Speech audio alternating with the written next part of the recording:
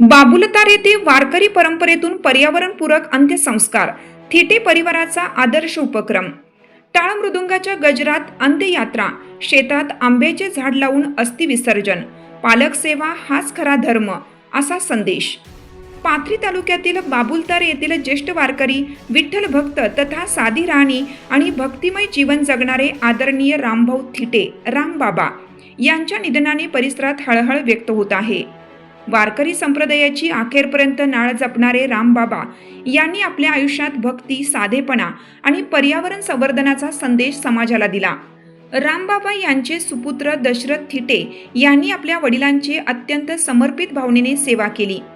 घरामध्येच ICU bed, वैद्यकीय सुविधांनी सुसज्ज रूम तयार करून शेवटपर्यंत वडिलांना उत्तम वैद्यकीय सेवा देण्यात आली.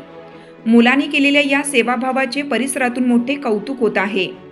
रामबाबा यांनी व्यक्त केलेल्या इच्छेनुसार त्यांचा अंत्यविधी वारकरी परंपरेत पार पडला.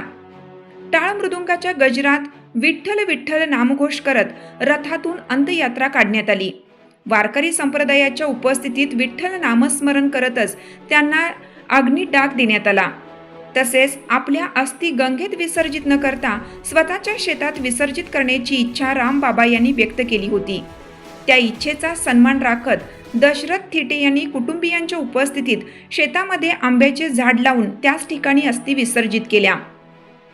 उरलेली राख ही शेतामध्येच विसर्जित करण्यात आली.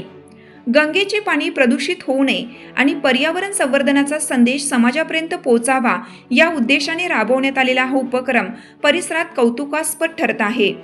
यावेळी दशरथ थिटे यांनी समाजाला भावनिक संदेश देताना सांगितलं की आई वडील जिवंत असताना त्यांची सेवा करणे, त्यांची काळजी घेणे आणि त्यांना प्रेम देणे हेच खरे कर्तव्य आहे.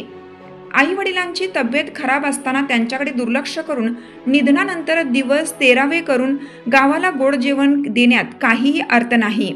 तोच पैसा त्यांच्या औषध उपचार, सुखदुःख आणि सेवेसाठी खर्च केला पाहिजे.